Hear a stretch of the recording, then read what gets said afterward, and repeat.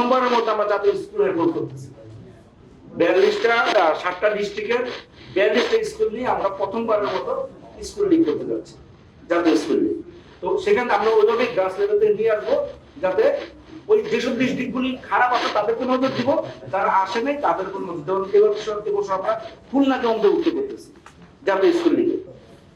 তো আগামী বছর আশা করবো খুলনাও চলে আসবে। গাইবান্ধাকে ন্যাশনাল নিয়ে আসতেছি। তো আগামী ন্যাশনাল জাতীয় পর্যায়ে গাইবান্ধা আসবে। আমরা কোনোভাবে বাড়াতে চাচ্ছি। আগামী তো কি আজকে আসছে, পরের দিন 20টা দিন চলে গেছে। এবার আমাদের আগে ধরে 6 দিনে, এবার আমরা করতেছি 12 দিন। এবং আগে খেলা হইতে 1টা 2টা খেলা খেলে তারা টিকিট আগে কেটে ফেলতো, এবার সেই সুযোগ নেই। তোমাকে যে চ্যাম্পিয়ন হবে তাকে 9টা ম্যাচ খেলতে হবে। আগে 4টা 5টা ম্যাচ খেলে সে চ্যাম্পিয়ন হয়েছে, এবার 5টা ম্যাচ তাকে খেলতে হবে লিগ পর্যায়ে, চ্যাম্পিয়ন সব পরে। জি জি, আমি যদি সামনে আমার সাবজেক্ট সেটা যদি আমি বলি যে আমার টার্গেট কি, টার্গেট আগে আমি একটা জিনিস বলি। আগে ন্যাশনাল চ্যাম্পিয়নশিপ হওয়ার আগে আমি একটা চিঠি দিতাম। আমি কারো আমি কিন্তু হ্যান্ডবলের উচিত আমিও, আমাকেও আশুজ্জামান কোহিনুর নিজের হাতে গড়ে আমাকে এখানে আনছে, সে আমাকে বিভিন্ন কমিটির দায়িত্ব দিয়েছে। আগে আমরা একটা জিনিস করতাম কি, যে একটা চিঠি ছেড়ে দিতাম, ন্যাশনাল চ্যাম্পিয়নশিপে তুমি আসো না, আমরা এটা এবার করতে, এখন থেকে আমরা যেটা করবো না, আমরা ওদেরকে টিভি তৈরি করবো। ওদের স্বপ্ন পূরণে পাশে থাকতে পেরে আমরা গর্বিত।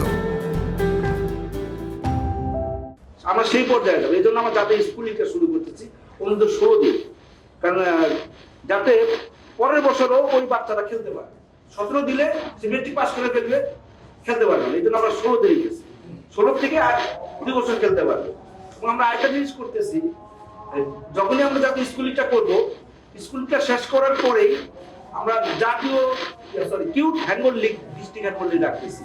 মানে ওই বাচ্চারা খেলার পরে অন্তত স্কুল থেকে 20 জন বাচ্চা ওই লিগে অংশগ্রহণ করুন, তাহলে আমার 20টা বাচ্চা হয়ে গেল। আমরা আরেকটা জিনিস করতেছি আপনাকে বলি, যেমন আমার সাবডিভিশন লিগে আমি একটা বাইলস করেছি যে স্কুল হ্যান্ডবল থেকে 2টা খেলোয়াড় তাকে নিতে হবে এবং তাকে প্রতি ম্যাচে অন্তত 5 মিনিট খেলাতে হবে। প্রিমিয়ার লিগে বলতেছি সেকেন্ড ডিভিশন থেকে 2টা প্লেয়ার তাকে নিতে হবে বাধ্য করে, এবং তাকে 5 মিনিট খেলাতে হবে।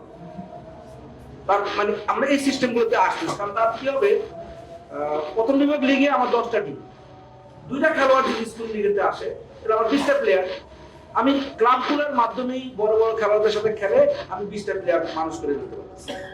আমি কিভাবে, তখন যদি আমার জাতীয় পর্যায়ে যখন স্কুল লিগে খেলাটা মানুষ হয়ে যাবে, আমার টিমগুলি ভালো হবে।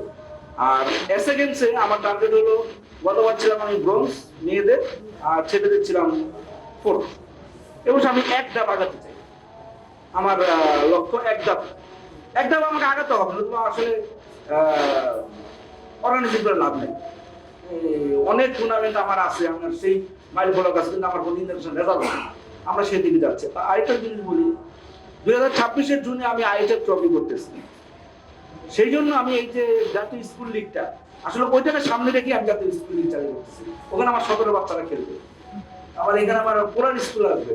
আমি প্রথমবারের মতো হোমে নেমে যাচ্ছি পোলার স্কুলে, 5টা স্কুল যার যার মাঠে যা খেলবে, আতিথ্যতা নিবে এবং খেলতেও যাবে। আমি জাতীয় ক্রীড়া পরিষদে তারুণ্য উৎসবের জন্য একটা প্ল্যান দিয়েছিলাম, বাজেট সহ দিয়েছিলাম।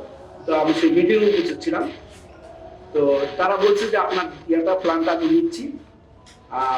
তারা অ্যাপ্রিসিয়েট করছে আমার প্ল্যানটা। আমি 8টা বিভাগ নিয়ে এই প্রতিযোগিতা করার জন্য তাকে বাজেট দিয়েছি। তো ওখানে হয়তো আমাকে একটা বাজেট দিয়ে আমি সেটা অন্যভাবে একটা প্রোগ্রাম করবো, কিন্তু মন্ত্রণালয়ের একটা নির্দেশনা আছে যে আপনি ডিসেম্বর যত প্রোগ্রামই হোক তারুণ্য উৎসবের ব্যানারের জন্য, তারুণ্য উৎসবের